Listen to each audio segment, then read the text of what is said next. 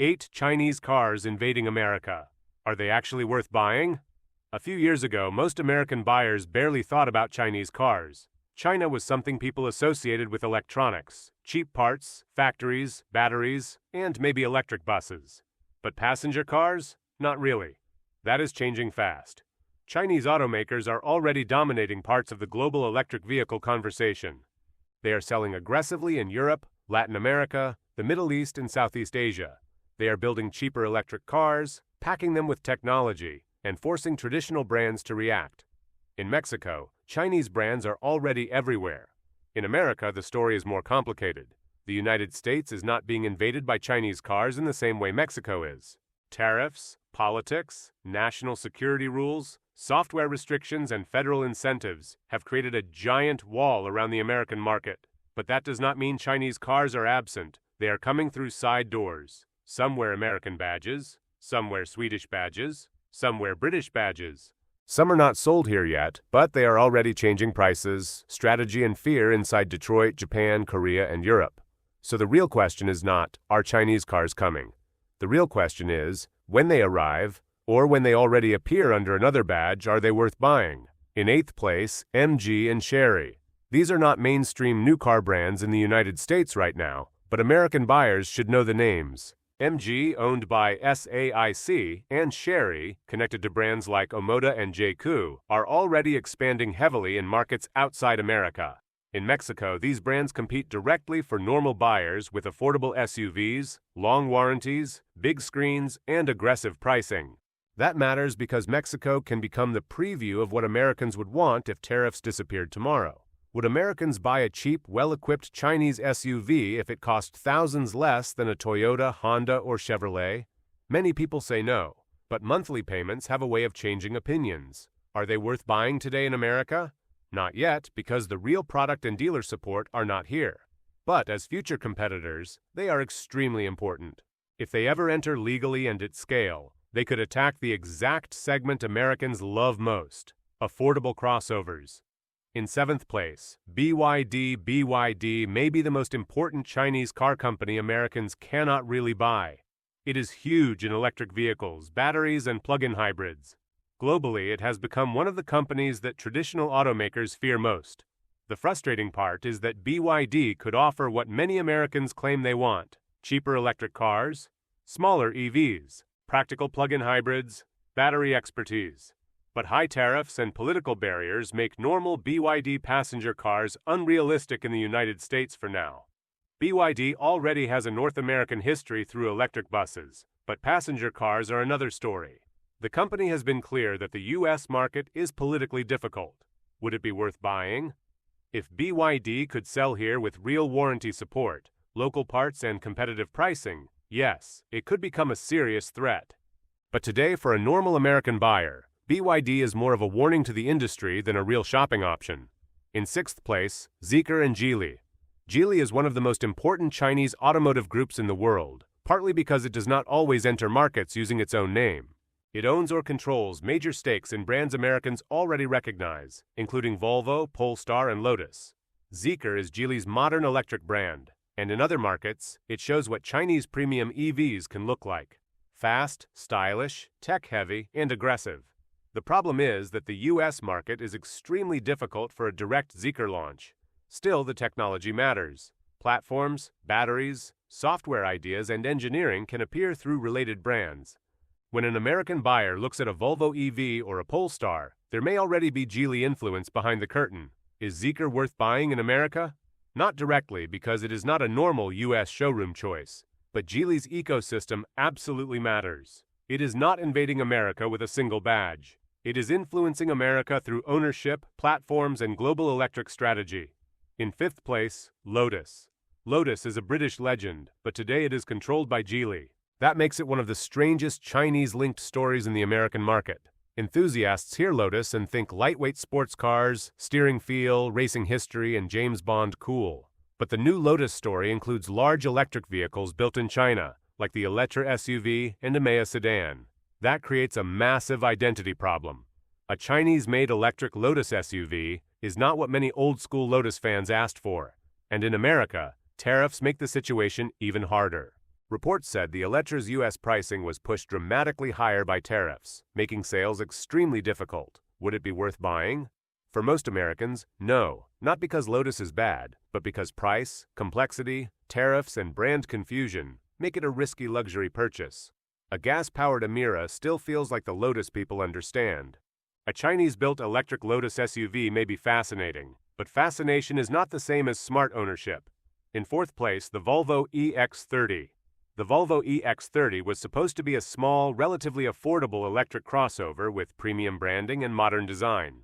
On paper, it looked like exactly what the American EV market needed: smaller, cheaper, stylish, and less bloated. But the EX30 became a perfect example of how hard Chinese-linked vehicles are in America. It was originally tied to China production and Geely's electric platform. Then Volvo moved production to Belgium to reduce exposure to China tariffs. Even then, the car struggled with tariffs, changing incentives, and a cooling EV market. Volvo later ended the EX30 in the United States after a short run. Would it be worth buying?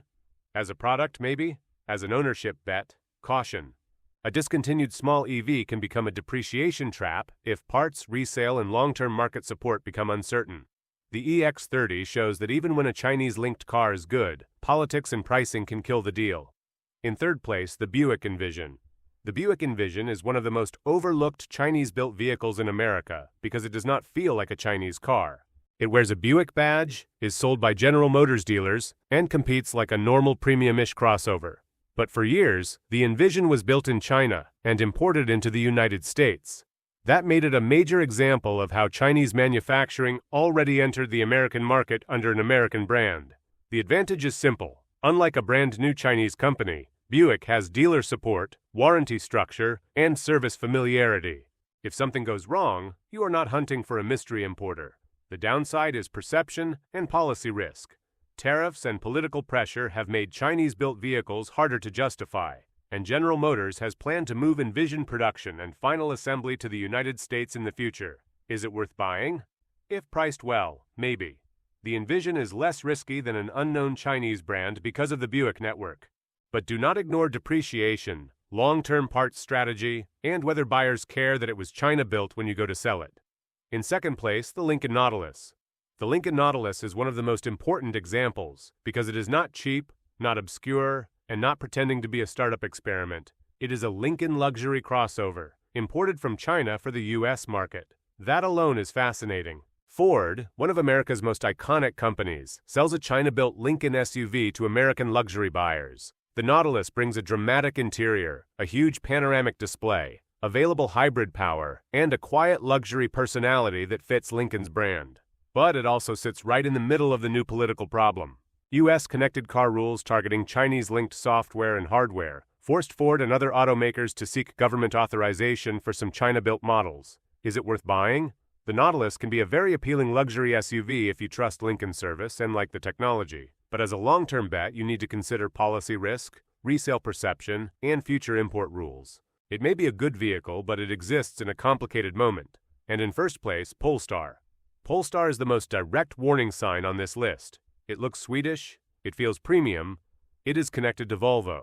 But Polestar is majority tied to China's Geely ecosystem, and that connection became a major problem in the United States. Recent reports said Polestar faces a looming exit from the U.S. market after a connected vehicle decision blocked future sales from the 2027 model year. That changes everything. A discounted Polestar can look tempting. The cars are stylish, fast, and cleanly designed. Remaining inventory may become cheaper. Some buyers may see opportunity. But what happens to resale? What happens to dealer support? What happens when a brand becomes uncertain in your market? Polestar says it will support existing owners, but the psychological damage is real. Is it worth buying? Only for a very specific buyer, someone who gets a massive discount, understands EV depreciation, has service access nearby, and is comfortable with risk. For everyone else, a Polestar in America may be a beautiful car with a complicated future. The strange part is that many Americans may already be more open to them than politicians believe. When monthly payments rise and affordable cars disappear, people become less loyal to badges and more loyal to value. That is exactly where Chinese automakers are strongest globally, and exactly why this story is not going away soon. So, are Chinese cars worth buying in America? The answer is not simple. If you mean direct Chinese brands like BYD, MG, Chery, Omoda, JQ, or Zeekr, most Americans cannot truly shop them yet. Tariffs and regulations have kept them out. If you mean Chinese-built or Chinese-linked vehicles already here, the answer depends on the badge, service network, and future support. A Buick Envision is very different from a Polestar. A Lincoln Nautilus is very different from a Lotus Elitra. A Volvo EX30 is very different from a future BYD. The opportunity is real. China can build compelling EVs, affordable hybrids, and tech-heavy crossovers. That is why the American industry is nervous. But the risk is also real. Tariffs can change prices overnight. Software rules can block models. Brands can exit. Resale can collapse. Parts support can become confusing. And politics can turn a good car into a bad ownership decision. For American buyers, the smart move is not blind fear and not blind hype. It is caution. Look at where the car is built. Look at who owns the brand. Look at service coverage. Look at warranty reality. Look at resale. Look at whether the model will still exist in 5 years. Chinese cars may not have fully invaded America yet, but they are already changing it. And the first buyers will either look very smart or very brave. Which Chinese-linked car would you actually consider buying?